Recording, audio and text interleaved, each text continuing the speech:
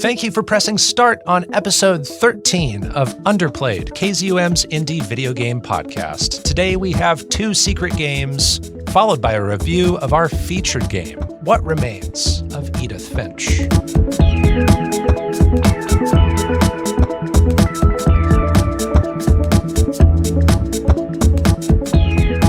Here on Underplayed, we review indie games of all kinds, the games with small budgets but big hearts, the lesser-known experiences with imaginative ideas.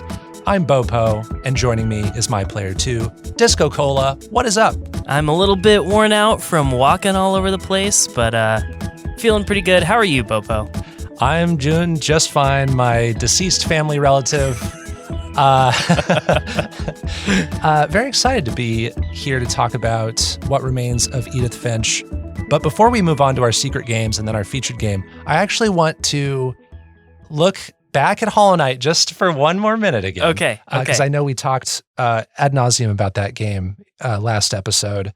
That was our longest episode by far, and I just couldn't stop gushing about the game. So thank you for your patience with me. Oh no, such a I love Hollow Knight. Right. It's fine. Yeah. Well, I wanted to touch on something I didn't bring up, which is that Hollow Knight has an upcoming sequel, Yes. Silk Song. Yes. And I try to point this out whenever we talk about a game that has an anticipated sequel or follow-up, spiritual successor, whatever it is. I wanted to ask you about your feelings on Silk Song and what your hype level is for it. Is it your most anticipated game right now? What are your feelings?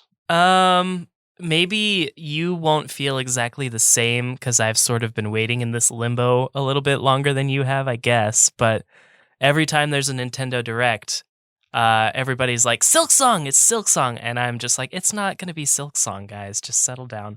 And it's never Silk Song. So I'll be happy to have it when we have it, but I'm not getting my hype up too much. And we've known about Hollow Knight Silk Song for several years. Yeah, a couple of years at least. Right. So let's see, it was originally announced in February 2019, according to this quick search. So only a few years after the original released. And so we've been waiting even more time since that gap between that announcement and the original game.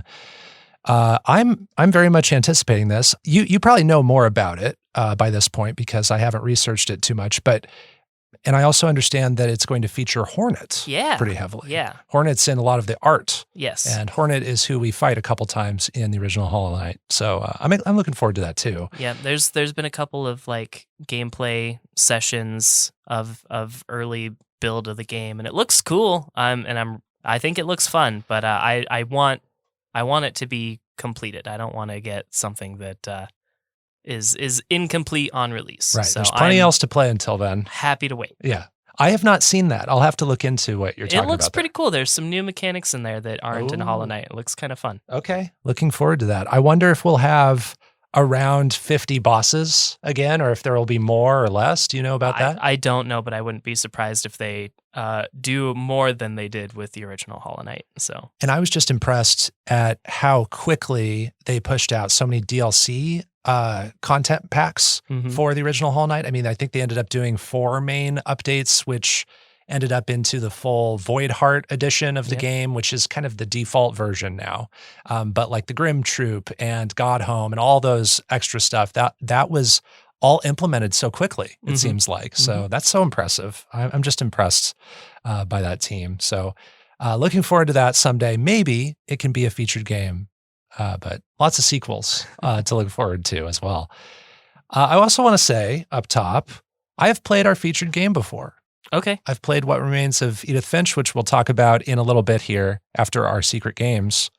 And I want to say this hasn't happened a whole lot on our podcast. I feel like it's happened much more with you, where you had I think at least 3 times where I've played him. And the only other episode where that happened for me was season 1, I think it was episode 8 with Hyperlight Drifter. I had played that. I really don't think any of the other games we've featured I had played before. Interesting. So, that's an interesting thing. Yeah. So, and you had not played What Remains of Edith Finch Correct. Before this episode. So you're praying in my church now.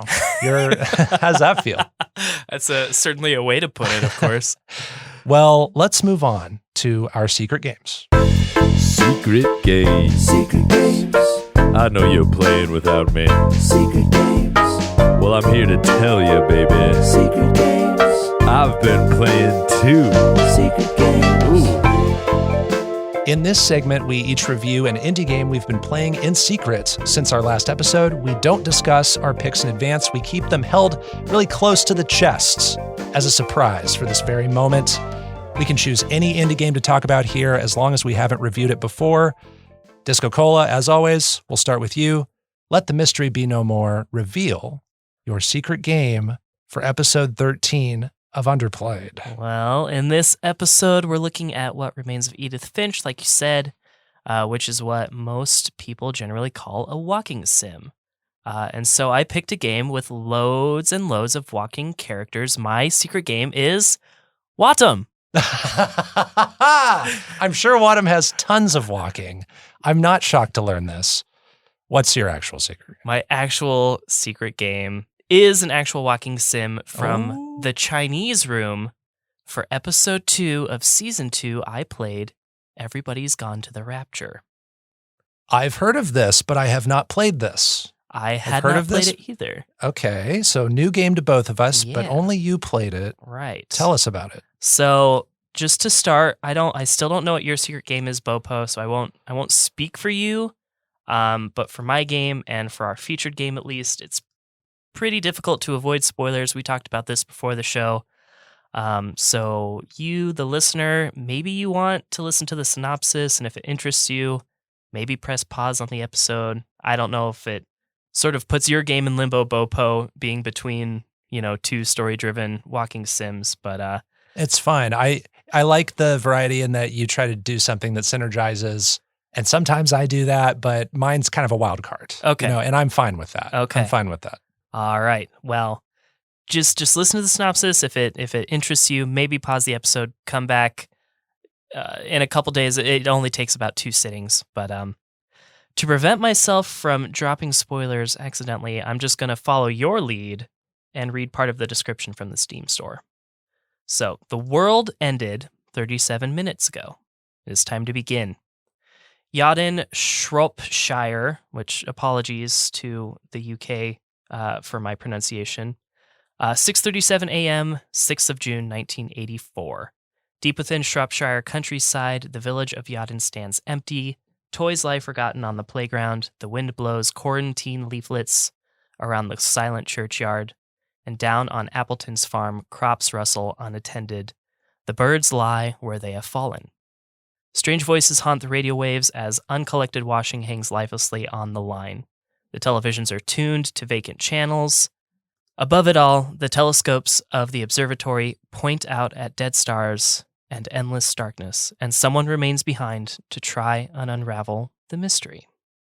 So this might be a good stopping point to remain as spoiler-free as possible. But, as mentioned at the top, this is a walking sim, and for the uninitiated, like I was before Underplayed, a walking sim is just that, a game where you walk around.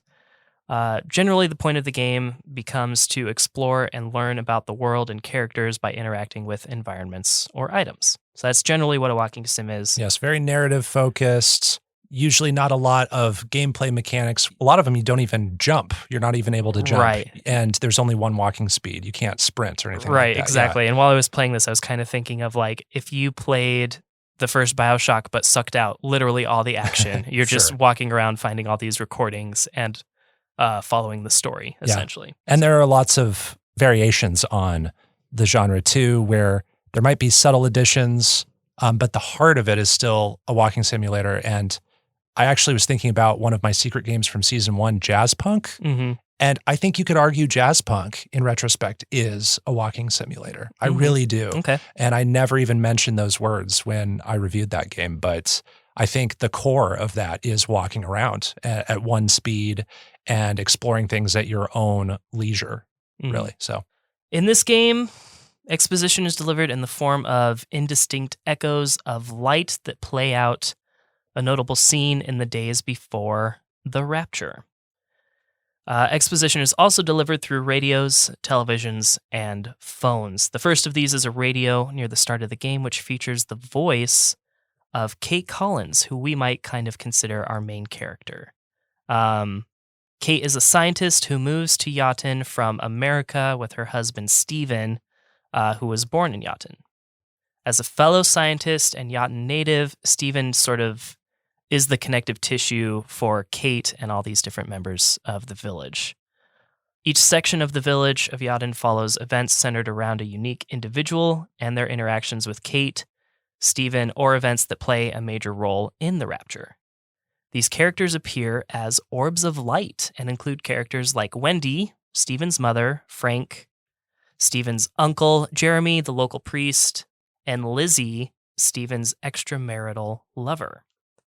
These orbs of light also frequently act as waypoints to the next major piece of storytelling, which is good because the explorable area in this game is actually quite large for a walking sim. Oh, so would you call it an open world? It's pretty open. Wow, okay. There's and I'll definitely get to that here in a sec, but yeah, as you might expect from the relationships that I mentioned, many of these scenes that play out feature Stephen as he's trying to stop what he calls the pattern. All the while watching these scenes unfold, you encounter more and more radios that feature Kate talking about how she actually wants to encourage and communicate with the pattern. So you sort of have these two characters acting at odds with each other, sort of working at different goals. All of this boils down to a story delivered in chunks in an order that's determined by which areas you decide to explore first, and feature the final moments of the lives of various kinds of people at various levels of understanding of the situation unfolding around them. So here are some of the things that I like about Everybody's Gone to the Rapture. I'm immediately captivated by the concept and a desolate, yet mostly sanitary, recently lived-in world. Very fascinating. It really does feel like everyone just vanished in the blink of an eye. I love the use of broadcast and communication tools to deliver haunting echoes from the past. Using radio wave distortion in voices as a storytelling mechanic can be both inspiring or it can be bone-chilling depending on the context of the world. And then the use of like number station type broadcasts before each message definitely drives home the more bone-chilling style in this case. I also like that this world is very open in terms of freedom. Very few events have prerequisites, and you can really get chunks of the full story in any order you want, or you can skip a majority of them altogether. So this storytelling method really forces me to like pay attention to names, voices, relationships, and events. And it was kind of fun for me to keep track of like these light echo scenes and try and piece them together in a timeline. So that was pretty fun for me. Things I don't like quite as much. The world's a little bit too open. I don't usually like wish for invisible barriers, but I think that really could have saved me a lot of time. The world has a lot of care put into it and is legitimately nice to look at, especially for an indie like this. But I found myself way too far off the beaten path, trying to make sure I don't miss a radio or a telephone or something, and often finding nothing but scenery. But when I think that I'm passing by what I assume is another one of those scenic routes, I'll go down that path just to check, and I will find something. So it's not really consistent about which paths might lead to something and which ones are just sort of wasting your time. The farm area especially is daunting to explore just because it's this huge, wide open field. Sometimes when light orbs are acting as waypoints, they would misbehave and just sort of stand still even after one of those scenes unfolds. This happened in the farm zone. And again, that's a really daunting area to not know where to go. So I really found myself just sort of combing through the whole area, trying to find the conclusion to that story arc. And this might be the most spoilery part of this. Certain deaths are unclear. For a lot of the game, I was kind of led to believe that everyone simply just turns into light, even as this like separate deadly existential event befalls the village. But many characters are also given like a separate death scenario later on. So after you think that they've dissolved into light. You find out later that actually they were in a deadly car wreck. But then you also get to the end and there's no bodies anywhere. And if the world actually ended 37 minutes ago, where is everybody? Is it trying to say that's how those people might have died had the rapture not happened? It's unclear to me. Interesting. Totally. And I was doing some research about, all of these events afterward, trying to figure out for sure what happened, but it is still not totally clear. And then the last thing I really don't care for is the philosophy of death that's really driven home at the end. Personally, and we've sort of alluded to it on the podcast before, I've contemplated a lot about life and death since I was a very young child. And I've meditated a lot on the ideas of death that are expressed at the end of the game in this game. But it's also one of the philosophies of death that I have quite a lot of distaste for. That's not the fault of the game. It was just a little disappointing to get to the end and realize like, oh, okay, so this is the one we're going with. All right, thanks. But yeah, everybody's gone to the Rapture. Really enraptured me. I love it. For the first 2 or 3 hours of gameplay. However, I found myself that I found that wearing off as areas began to become too large to comb through with as fine a comb as I usually explore. Yeah, you're very thorough I am, with these kinds of things. Yeah. I love looking at this world. Storytelling mechanics are effective at telling the story and setting the tone. The music is phenomenal with several wonderfully composed songs featuring chamber choir, something I love and don't get enough of. I still have a lot to do, though, because the game is not very forthcoming with trophies or achievements, but I'm not really docking points for that, I don't think. So I give Everybody's Gone to the Rapture a 7.5 out of 10. Nice. Very good. So you're talking about the orbs of light that play out these scenes that represent the characters, right? What does that actually look like? Does the orb transform into light-colored forms of people? Kind of, yeah. And very indistinct. You see these scenes of these essentially figures, but they have more of a light look to them. Exactly, right? yeah. Okay. What do the boundaries of this world actually look like? Are you running into a building when you get to the edge of the world? You said you wish there were more invisible boundaries. Is it actual structures or like mountains or things like that? Often it's like water and not like directly like at the edge of the water. You can wade into the water for a fair distance before you're like, okay, now the water's too deep for me to keep going. Okay. Sometimes it's a fence and there's a big open field at the other end that looks a lot like other open fields that you can actually access.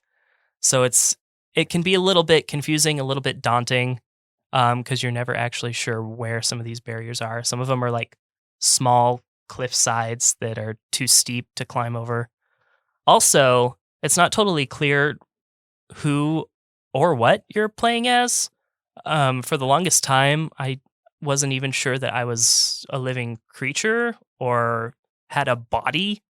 But when you enter the water, you do splash, so you're something. You're corporeal in some way. Yeah, but, the main characters are the people that you're hearing through all of these pieces of evidence and seeing in the light scenes that you're picking up, right? You said, there's some confusion with the rapture causing everybody's death, seemingly, but then everybody having a cause of death.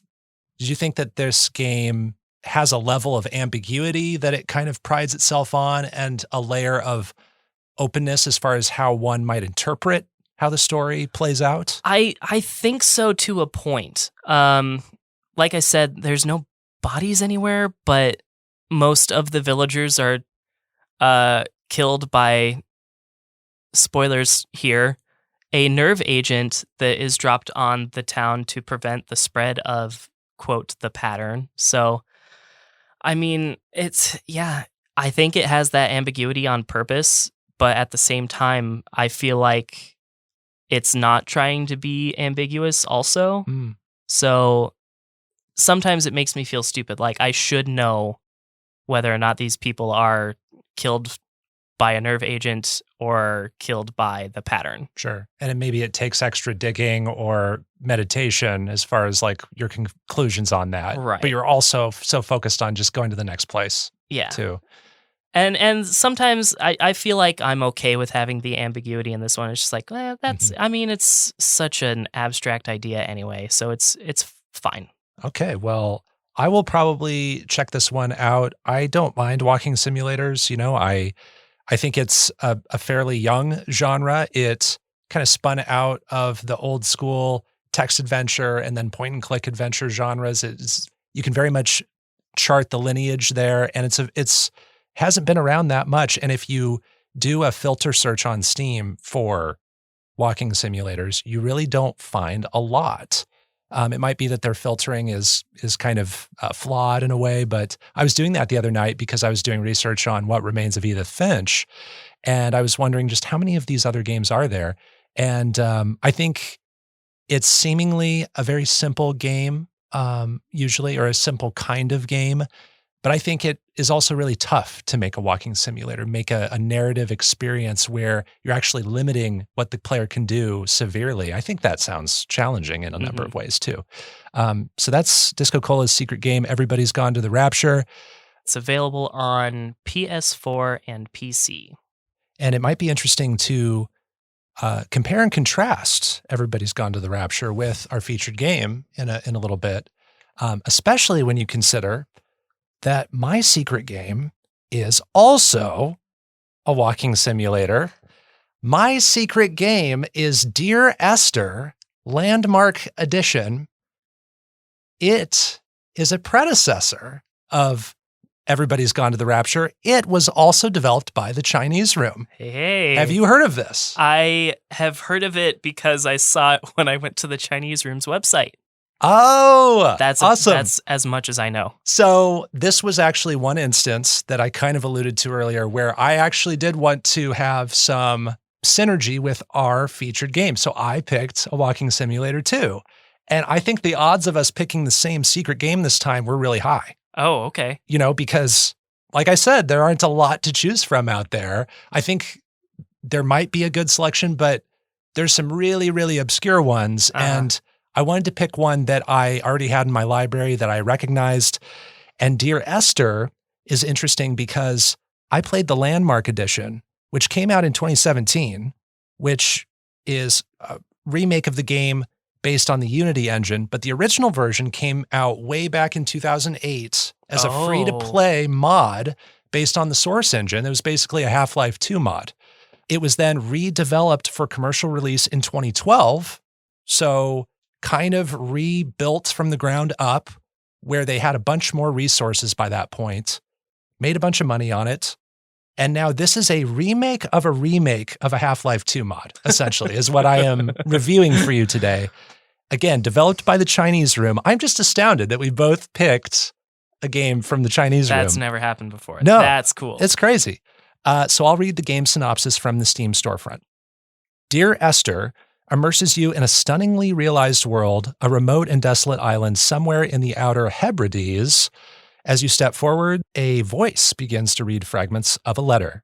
Dear Esther. And so begins a journey through one of the most original first-person games of recent years. End quote. I wanted to pick this game also because I found out this is the first documented walking simulator. Oh. Did you know that? I did not. Did you know the Chinese Room? Did you know that? No, I didn't know that. The Chinese Room, they just have this specialty with this subgenre. So I feel like walking simulator has since been used by some people as kind of a pejorative, right? It's sometimes seen as a knock against a game if it's a walking simulator. Mm-hmm. This idea that you don't have as many gameplay options, that it is more narrative focused and thus kind of limited in what it is giving the player as an experience. Maybe even lower quality because it doesn't include as many just things. Yeah. Not as much maybe work went into it. In a lot of ways. And it's since been an underdeveloped subgenre. Only around 100 games show up with that filter on Steam. But there have been some noteworthy games in this genre, and I think they all stem from what Dear Esther established back in 2008. So there's, the Gone Home, there's Firewatch, The Vanishing of Ethan Carter, our featured game today, What Remains of Edith Finch, The Stanley Parable. So I think this is a historically important game to talk about here, and I want to give that context up front as you listen to this, because what the Chinese Room did with this game was revolutionary. It was the first of its kind, very much taking inspiration from parts of other games and adventure games of the past, but very new, and kickstarted this subgenre that we know quite well today in the indie game landscape. So in this game, you walk around a Hebridean island. If you don't know, the Hebrides is a Scottish archipelago. That's really all you need to know. You see all these views of the sea. You see a bunch of grass and hills and caves and beaches you can explore. You almost always see this radio mast in the distance, which guides the player. It's a tall tower with, red blinky lights at the top. That's kind of your indication that I need to walk in that general direction. That's my North Star. That's where I need to go. And I don't know why necessarily, but I want to go there because it's the only thing. And I think that is the landmark part of the title, Landmark Edition. I think that's what the landmark part is referring to. This game has a very ambiguous and experimental story, and that's why I asked you about Everybody's Gone to the Rapture and its ambiguity, if it really leans into that, because that's really what this game is about, is you experiencing something and figuring out how you feel about the story. As you walk around, you listen to these excerpts of a man's letters that he wrote to his wife, Esther, who was in an accident and died. I think it's a car accident. The narrator tells these bits of story relating to Esther and the accident and the aftermath, and also, kind of out of left field at first, talks about previous inhabitants of the island you're exploring as well. So he talks about an 18th century writer and explorer named Donnelly. He talks about an 18th century herder named Jacobson, who is written about by Donnelly. And he also talks about Paul, who is implied to have been involved in the crash that killed Esther. And then there are also all these references to a famous hermit who, sought privacy on the island and made his own life. And it's also implied that this hermit character is not necessarily a character, but a title that is inherited by people who inhabit the island throughout every, generation and century. And then there's a lot of story about the narrator himself and Esther. So a lot of different characters kind of swirling together constantly, and you'll get a little bit about each one, kind of one at a time and always in rotation. You discover evidence of previous island inhabitants in the form of drawings and paintings that show up in the environment. And there are also some small buildings and items you can run into as well. There are bits and pieces in the environment and certain lines of voiceover that are also randomized each time you play through this game. So these aren't huge, noticeable things. This is something I learned after my first playthrough. Each playthrough has these subtly different details where you might play the game and I might play the game, and there might be an item on a table that is different between you and me. And it might be something that you and I never even notice if we play the game a couple times. But sometimes these little details can cause players to come to a slightly different conclusion about a small detail of the story. Nothing that majorly impacts things, but you might understand that a certain character had something happen to them, and I might miss that because I didn't get a certain photograph that spawned on a table in a small building or something like that. So I thought that was interesting to note. And then the game is not inherently scary, but there's this sense of eerie loneliness carried throughout. What I really liked about this game is overall how the game sounds. There's an amazing voiceover performance from Nigel Carrington, who plays the narrator. He really draws you in a very psychological and just committed way as a performer. The music from Jessica Curry is transcendent. It's very atmospheric most of the times, but it builds emotion at key moments effectively. There are times in this game where you're experiencing, a big moment, and I think the impact of that is increased because of what you're hearing in the background as far as the music.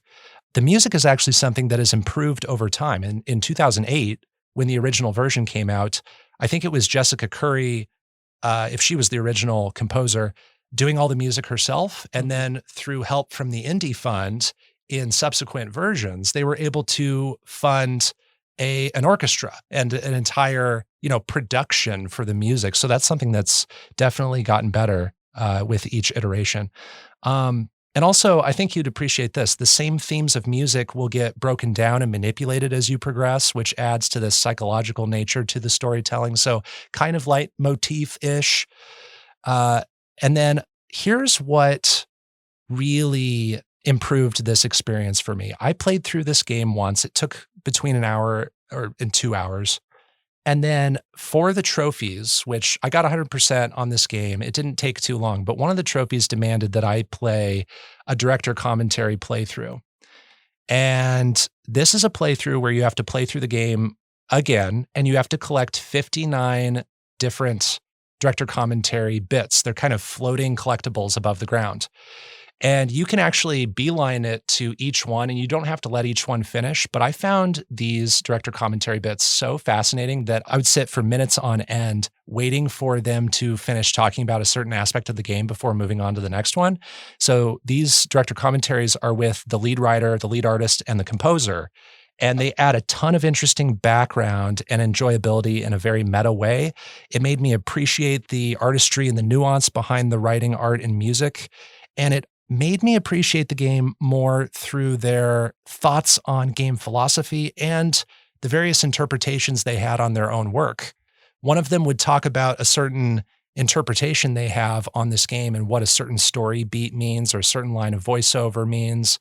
And you get to listen to how the other two react to that. And sometimes they surprise each other. Sometimes one of them has a certain takeaway that in the past, however many years, over a decade that this game has been out, they never even thought of some of those ideas. And so they go back and forth about their ideas about what some of the music might refer to, what some of the visuals mean, what some of the different, vague characters mean, and if there are dual meanings. So I thought it was interesting listening to these three talk. I thought they were really eloquent in the way they share about game development. And at the center of all of this, there's this fascinating question: is this island real, or is it about a dream of a place? And so that was what I kept having run through my head as I walked about this island. I also really appreciated the very, very, very ending. The lead up to the finale is slow and sad. It is lugubrious, but the ending is very beautiful and optimistic in a surprising way. And I'm talking about like the last 60 to 120 seconds of this game. They were so impactful to me that that's the moment that I will carry forward with me from this game. What I disliked, the walking is quite slow, which if you listen to the director commentary, this is intentional. And they have a whole soundbite about just the walking. I think one of them actually says, okay, let's address the elephant in the room, the walking speed, right? So I thought that was interesting. They touched on that.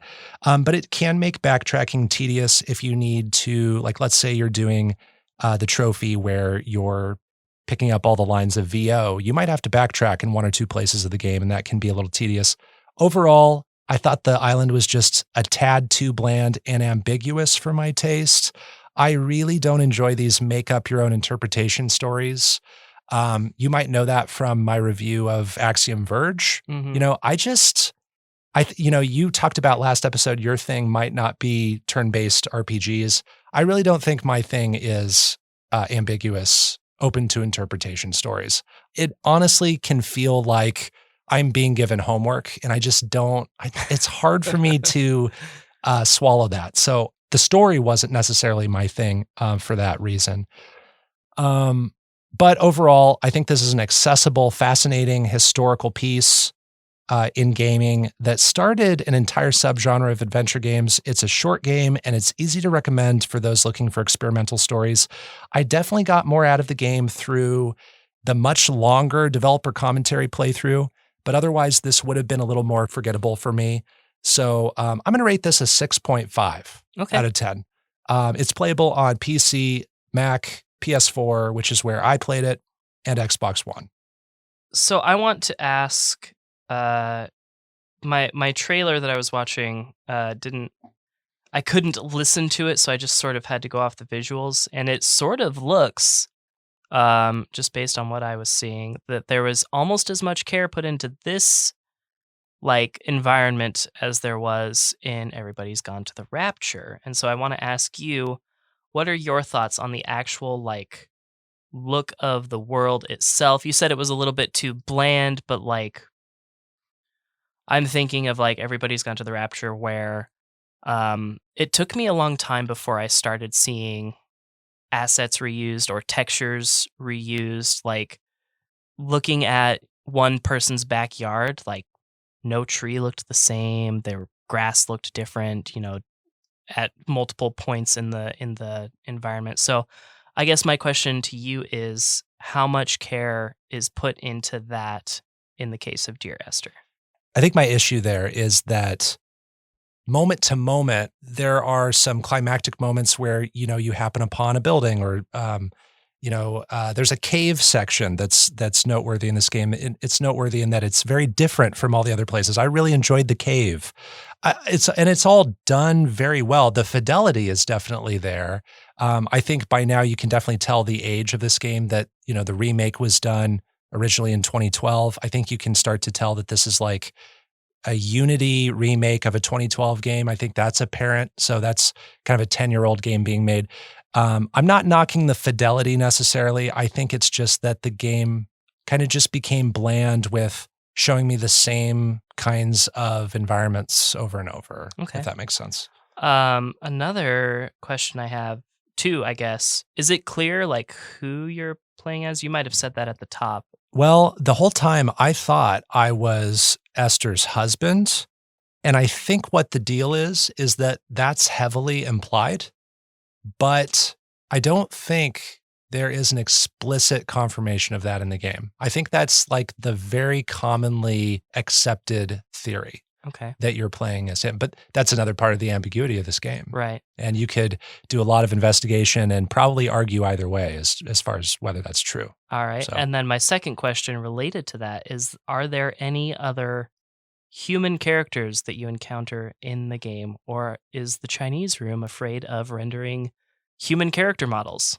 There are no other human character models that you run into. And Nigel Carrington, the voiceover artist, I believe he's the only person you listen to in this game. So it feels very lonely in that way. That's part of the loneliness for this, is that it feels like you're in one guy's mind and part of his stream of consciousness. Now, I looked into this game a little bit and some of the background, and I've read accounts online that said there are sometimes apparently shadowy figures in the distance that run away from you or something. And I have to say, in 2 playthroughs, one of which was really long because I listened to all the director commentary, I didn't notice that, but maybe I'm just not perceptive. I didn't notice the shadowy figures. So I don't know how truthful that is. Maybe that's something that's different every playthrough and randomized. I don't know. But I did think it was really interesting how they threw in all these little randomized bits into this game, items on tables and certain lines of voiceover. You might run into a voiceover that has 4 possibilities for what it will play, and it's going to play you one of those 4 and not play you the other 3. But then someone else could play the game and get that one of those other 3 that you didn't hear. There are plenty of voiceover lines, though, that are scripted and are always going to play for every player too. So there's a little bit of structure that remains and some of it that's randomized. So those are our secret games. Everybody's Gone to the Rapture and Dear Esther Landmark Edition. Let's move on to our review of What Remains of Edith Finch. It is our featured game.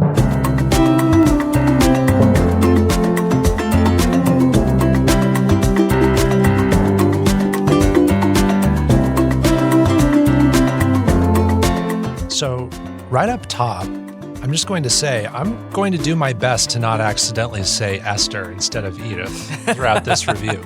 So I played Dear Esther, and now I have to get my mind focused on What Remains of Edith Finch. What Remains of Edith Finch is a 2017 first-person adventure and walking simulator. So our entire show today is focused on walking simulators. We're a walking simulator specialty podcast. We did it, guys. We did it. We did it. It took we found our niche. Yes, it took 13 episodes, but we finally did it. This was developed by Giant Sparrow, published by Annapurna Interactive. I'll read the game synopsis from the Steam storefront. It is, quote, What Remains of Edith Finch is a collection of strange tales about a family in Washington state. As Edith, you'll explore the colossal Finch house, searching for stories as she explores her family history and tries to figure out why she's the last one in her family left alive, end quote. So in this game, you're focusing on the stories of a family called the Finches. You play as Edith Finch. The Finches have been famous for hundreds of years for their fortune, but more so their misfortune, because all generations of the Finches are known for suffering from what seems to be a family curse. Many of the family members meet an untimely death. Usually, in each generation, one member will survive long enough to carry the family line forward, but their siblings are usually not so fortunate, right? And then growing up, the truths behind the family members were kept a secret by Edith's mom, Dawn, because she was looking for a new way to break or avoid the family curse. So Edith, a lot of these secrets, Edith is trying to uncover about her family, a lot of this history, right? A specific tragedy caused Edith and her mom to leave their family house 7 years ago. And now 17, she's inherited her childhood home as the last surviving member of her family. And as Edith, it's the player's job to re-explore the home and discover truths behind the deaths. All the furniture and books and props and material evidence of your family is left behind, but there are no other people with you, just like our previous 2 games on this episode. And Edith carries a journal with an illustration of her family tree. In each main room in the house, you can read diaries and notes, letters, other documents that give you the story of one of the family members. And these usually kick off a gameplay segment where you play as the various relatives in their last moments of life, often introducing different gameplay perspectives or mechanics. And you start with the most distant relatives and progress toward learning about your closest family members. So the central questions become, what happened to all of your late family members, and why is Edith working on this journal at all? So that's what I wanted to share about the story up front. Surprisingly, I think that actually spoils quite little about this game. And this is actually a game where I think it's a sensitive game when it comes to spoilers. If you're spoiler averse, and even if you're not, I would encourage you to play What Remains of Edith Finch. It's only about 90 minutes, maybe 2 hours. Yeah, I think it took me 2 hours to get everything done. So it kind of feels like watching a movie, and it's a pretty inexpensive game too, from what I remember. As I said up top in our episode, I've played this game before, and I don't want to spoil my thoughts on this game too much, but I've referenced the fact that I have a top 100 games list that I keep on the GG app. You can follow me there at BOPO, that's BO_PO. And this game is on that list. Is it? It actually is on this list. Okay. I played this game, I think around 2018, maybe 2019. And I want you to guess what you think this game is at place-wise. Place-wise? Yeah.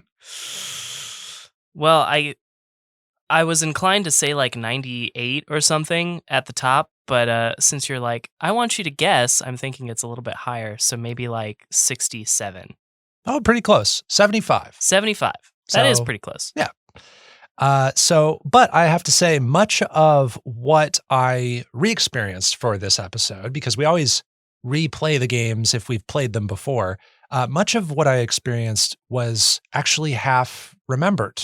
I remembered a lot of the big moments, but some of the smaller stories, the stories that didn't stay with me, I had to re-experience. And I usually went, oh yeah, that's right. I remember that now. And I enjoyed that rediscovery this time. So it felt like parts of this were fresh for me again. DiscoCola, this was your first playthrough. Give us your overall review. What are your feelings on What Remains of Edith Finch? That's a good question.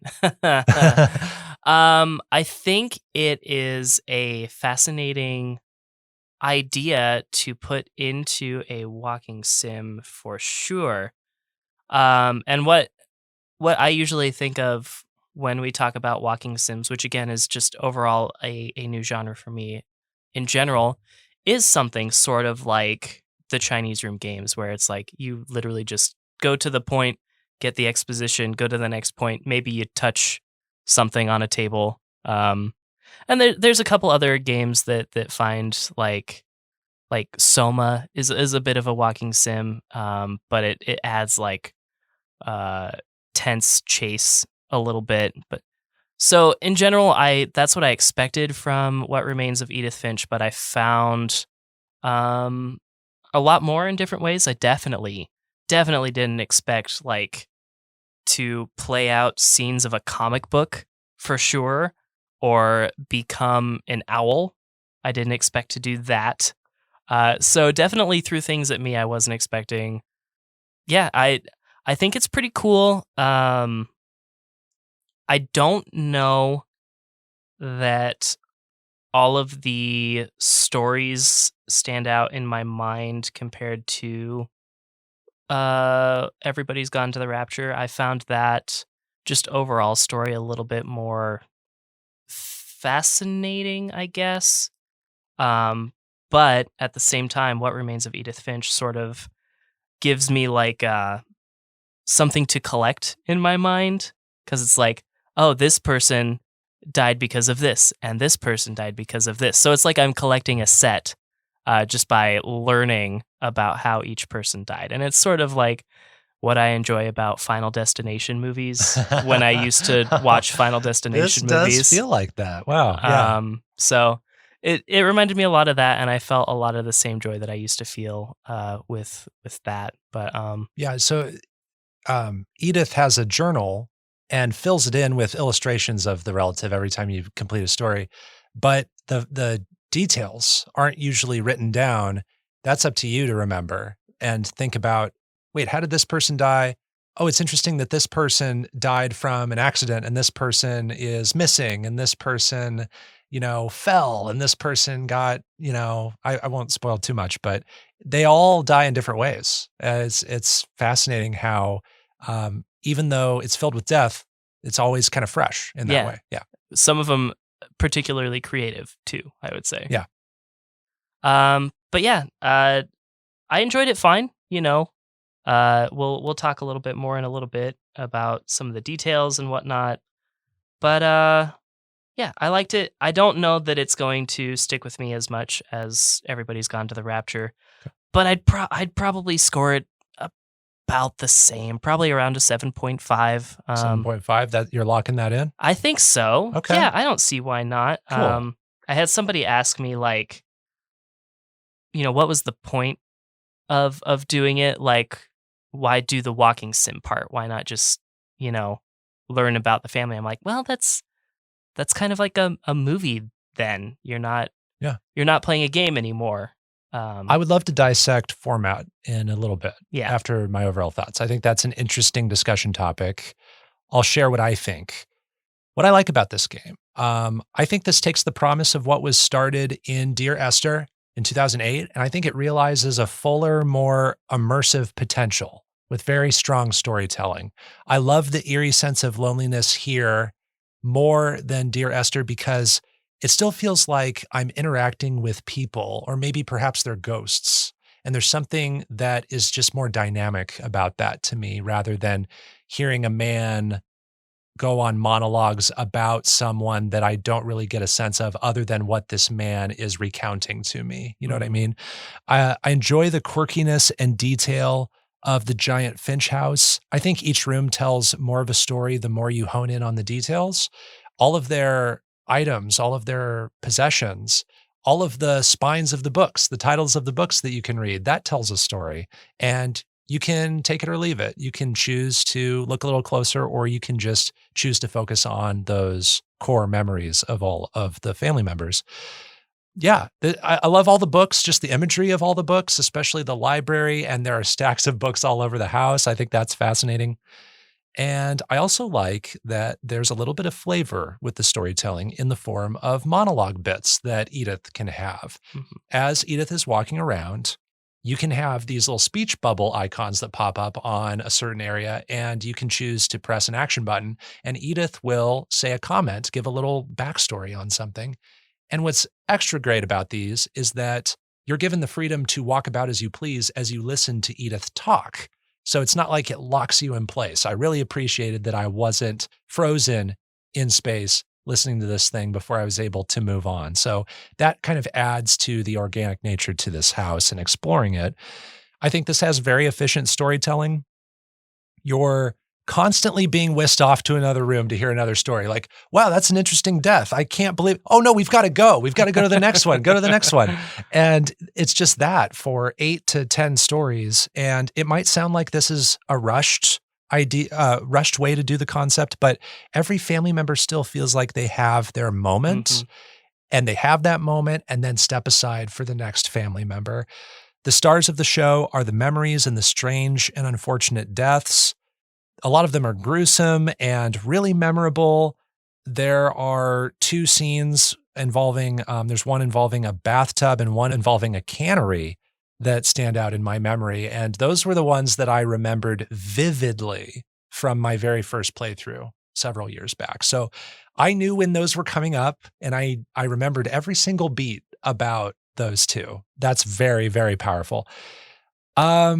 And then, like the ending of Dear Esther, I think there's an odd sense of optimism and happiness in the final moments of a lot of these portraits of death, too, that I found unexpectedly uplifting. There's this constant sense of loss that added to my empathy as the player. I got invested with helping Edith learn about her family history. There is very interesting imagery in this game, specifically of a house out at sea. A little bit of the backstory behind this family is that Edith's great-great-grandfather, Odin, emigrated with his family from Norway, and they took their house with them, which is insane as a concept. So crazy. It's crazy. I didn't do research on this, but I wonder if people did that, and if so, how many. But this happened in 1937, and the house capsized, and Odin died. And there are moments of the game where you can see imagery of that house lost out at sea. And I just find that as a concept really interesting. And I can't put a lot more words to it other than that. It's kind of like the embodiment of the curse looming over. It is. It's a visual representation. Yeah. It's like this happened almost 100 years ago, and guess what? It's still happening. Yeah. Be scared. There's music composition from Jeff Russo, who has done a lot of TV series and some movies, and I think his work here is really atmospheric. I think, like you've said before, it doesn't play well on the radio, but it's still really good. And I love the length of this game. It's only 1.5 to 2 hours, very digestible. It feels like a full experience without overstaying its welcome. I honestly have few dislikes with this game. I think the performance suffers every now and then, frame rate wise. When you're outdoors, sometimes you'll get a frame rate dip. I agree with you. The memories are not all equally, frankly, memorable. You know, they're not all home runs, I think. And also, there are some interesting ideas early on in the game where you're navigating this house, you're moving from room to room, and there are certain clues in some of the stories you're experiencing where it makes you look at a part of the house differently and actually clues you into where you should go next. I wish there was more of that. Yeah. I wish there was more puzzle solving in order agree. to navigate the house. I wish every time I did one of these stories, it actually gave me a little hint or a nugget as far as, you know, maybe I want to be a little more puzzled about where I should go, and maybe these family members can help me solve that puzzle in a way. So I wish that was a little more interactive. But overall, I think this is an affecting story with a handful of very memorable scenes. It is an effective reflection on how strange and brief life can be. I think it's a big improvement on the promise of the subgenre of walking simulators. So I score this game 9 out of 10. Wow, And big old 9. Yeah, and I think that, knowing that that's in my top 100 games list, I hope that's It not clues too. me in, yeah. Yeah, that kind of clues you in. But yeah, I really like this game a lot, and I enjoyed experiencing it again. And I liked how some of it was fresh and some of it was, somewhat familiar because of how memorable some of those moments are. Real quick before we move on, I want to say that the actual walking part of this game was way more enjoyable than Everybody's Gone to the Rapture. That walking speed is incredibly slow. I assume it's probably the exact same walking speed as Dear Esther. So definitely enjoyed the actual walking sim part much more in this game.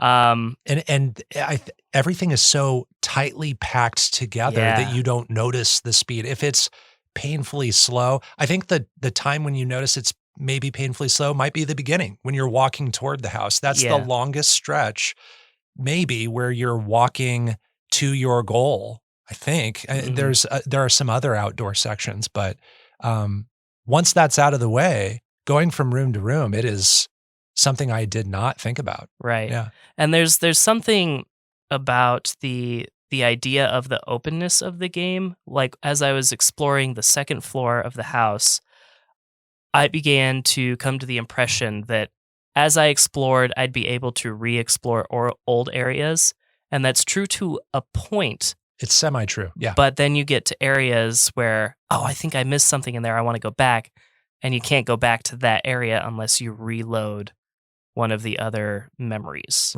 first. A lot of it is kind of linear / open, but then once you reach a certain point, you're locked off from retreading your old steps.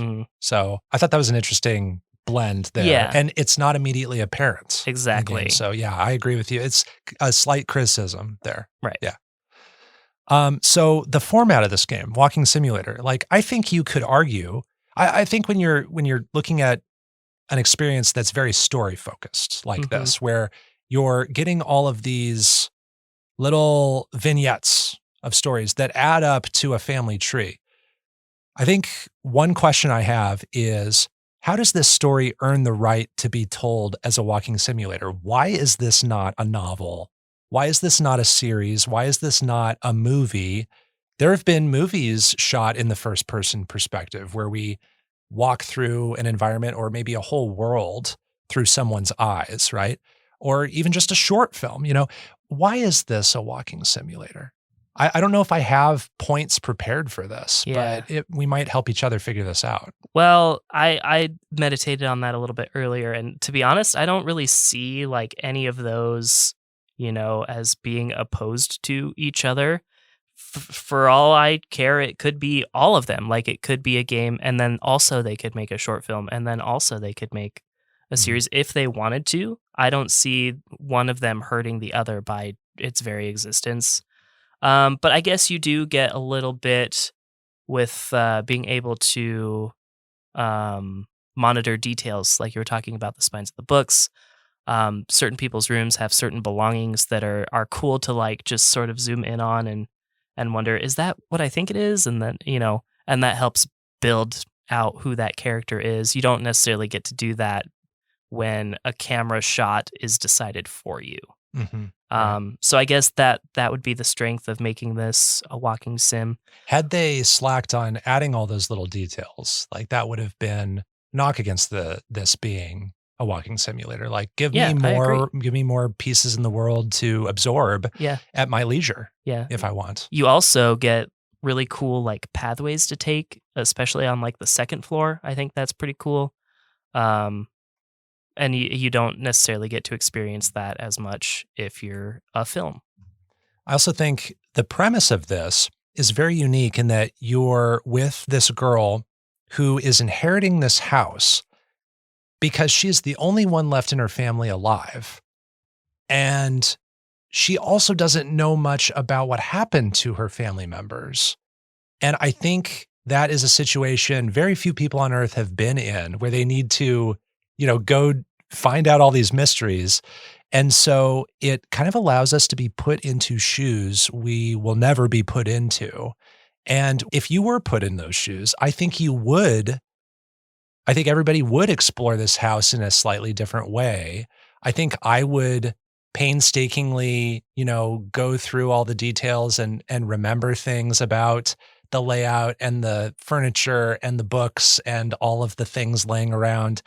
And I felt like as Edith, I was that person doing that. I felt like I was, revisiting back home. It feels like this place is very lived in, but people haven't been there in many years. And there's something very ominous about that. And that eerie sense of being alone, but nothing's inherently scary is also something that I'm seeing in all these games. And there's another game, Gone Home, which is about, I haven't played that for many years, but in that game, you kind of come home after being away and everybody's gone. And that's kind of an eeriness that horror games don't really explore a whole lot. So I think you just lose that in other forms, like a novel or a movie. I think it's harder to portray that when you have a very set runtime or page count where you need to, with a novel, you need to be telling a story on every page. With a movie, you need to hit 1.5 or 2 hours or whatever your runtime is, and then you're done, ideally. But with this game, I just appreciated how I could take my time with all that stuff. As you walked around this house, did you have certain thoughts going on in your head as you played? Did you have questions? A little bit. I was left sort of questioning certain characters' intentions. Mostly Edith's mother, Dawn. She kept so much from Edith, and it wasn't totally clear to me why she would say, Edie's stories were killing her sons, essentially. Like, that wasn't clear to me, like, how preventing these stories being told was really going to do anything, especially since most of these things are literally just extremely unfortunate accidents. Most specifically, one that she witnesses herself. Like, that is very clearly an accident that happened, and she saw it and she was there for it. And so I don't understand, like, why she came to the conclusion. Yeah, you're talking about Grandpa Sam? Yeah. Oh my gosh, that was another one that stuck out in my memory. Yeah. So and the music in that one is amazing. Yeah. I'll just say that. But yeah, it was, I wish I would have learned more about Mother Dawn. I wish she would have been explored more. I think she is definitely a family member that feels different than all the other ones. I wish I agree. would have gotten more from her. There are many memories where we are not only witnessing the last moments of death, but we're actually, as the player, responsible for inputting actions that cause the death. This isn't every memory, in my opinion, but I don't think the death happens until we, push the control stick forward or press a certain button, right? So it feels like we have a certain agency in causing the deaths. Did that impact you at all? Did that feel like it had a certain weight that just viewing the death would not be as impactful? No, I didn't really feel that.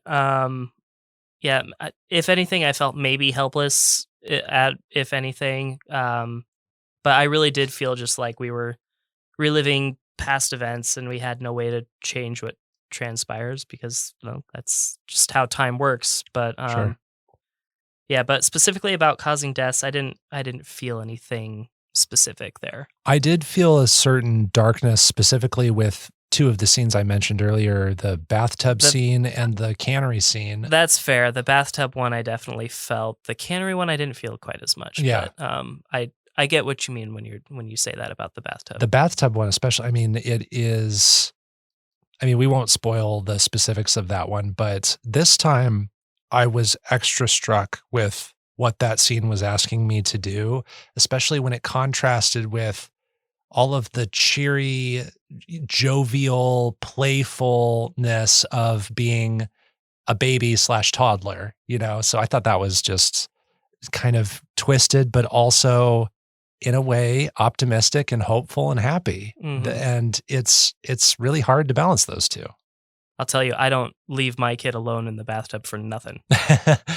Well, if that wasn't the case before, after playing this game, I hope that would change. There are some great moments of environmental storytelling, in my opinion. When you first approach the house, you see this thing in the water next to the house. There's a collapsed dragon slide, and you first see that and you go, "What is that? Why is that there?" And then later you're given context that that is a slide that collapsed and killed your great-grandpa Sven. And it makes you remember back to your first moment approaching that, and you go, "Oh, wow, that had a reason to be there."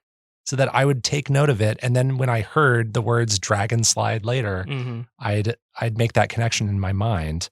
Can you think of any other moments where we got context about the environment, or the environment told us something that maybe the words didn't? Yeah, actually, there's this tunnel on the beach that you get to visit after one of your great uncles passes away. Sure. And that is the beach where Molly travels through the tunnel as a monster to get back to her room.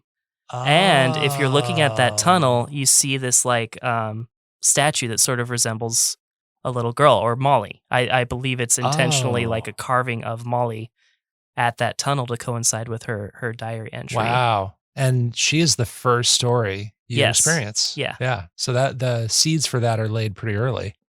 Wow. Interesting. That was one of the areas I wanted to go back to explore, because I was like, I accidentally walked past that tunnel. I thought, maybe I could go in there. You can't. Sure. If you walk past it, you can keep walking. But yeah. The family tree is pretty big. You have, let's see, you have your great grandpa Odin, right? And then you have your great grandma Edie, great grandpa Sven. And then next you have 2 great aunts and 2 great uncles. And then your grandpa Sam, who has that very tragic story with Dawn. And then you have your mother, Dawn. You have Gus and Gregory, her brothers. And then you have your own, Edith has 2 brothers, Lewis and Milton. And one thing I was going to ask before I found out a little bit of behind the scenes is, could they potentially, and now without spoiling anything, well, I guess maybe we do have to spoil this. Yeah. Milton is the only one whose outcome is not explicitly expressed in the game. Milton goes missing, runs away, and is never seen again, really. I did some research. I was going to ask you, do you think that they could make a sequel, What Remains of Milton Finch? That'd be crazy, right? I wondered that myself when I was playing, but I also did some research. So you probably found out that in Giant Sparrow's previous game, The Unfinished Swan, Milton is confirmed to have to play a role in that game. Now, these games are very different. I've played The Unfinished Swan. It's nothing like What Remains of Edith Finch. You are walking around. It is kind of like a walking simulator, but it's much more abstract in what it's doing, even more abstract than this game. The central quirk to that game is that, at first, the whole world is blank and you can shoot paint onto it to see like what objects are there. And then it kind of innovates past that. But apparently the character of Milton is a character in that game. I won't say what role he is, but I like that there's a little tie between their games.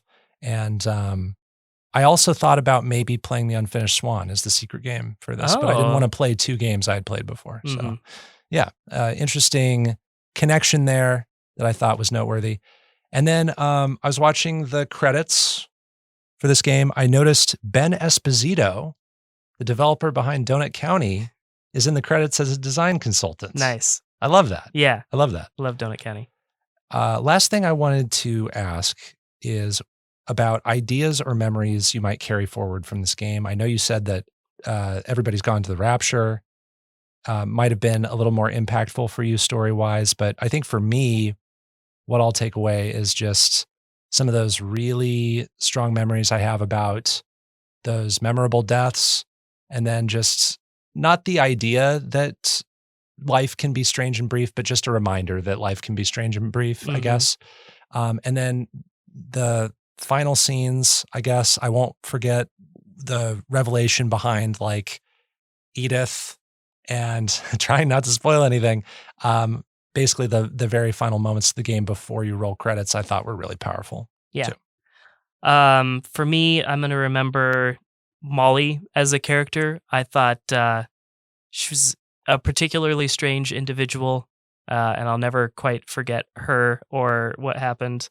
Also, strange Walter's death, especially considering that the object that killed him is also represented on his desk beforehand, and he's not an idiot. He knows what that object is. Yeah, so he knows where he's walking in Yeah. that moment. yeah. Interesting. That's a nice other little detail you noticed. And of course, Gregory. I'll remember that. Of course. Cool. Well, I think that's a great place to end, unless you have any other notes on the game. I have no other thoughts to provide. All right, that will do for our review of What Remains of Edith Finch. You can play it on PC, Nintendo Switch, PlayStation 4, Xbox One, and iOS. DiscoCola rated it a 7.5. I rated it a 9. That's the end of this episode of Underplayed. You can find more of our episodes at kzum.org/underplayed and on common podcast services like Spotify or Apple Podcasts. Our music was composed by Jack Rodenberg. Our art comes from Onimochi. Underplayed is on Twitter at UnderplayedPod. You can find me on Twitter at Bopo, that's BO_PO, and you can check out that same handle on the GG app where you can see my game lists and what I'm currently playing. And I am at DiscoCola, also on Twitter and on Twitch, playing all of these Underplayed games. Next time, we'll have 2 more secret games, and our featured review will cover Death's Door, an action-adventure game developed by Acid Nerve. Until then, everyone, keep on playing.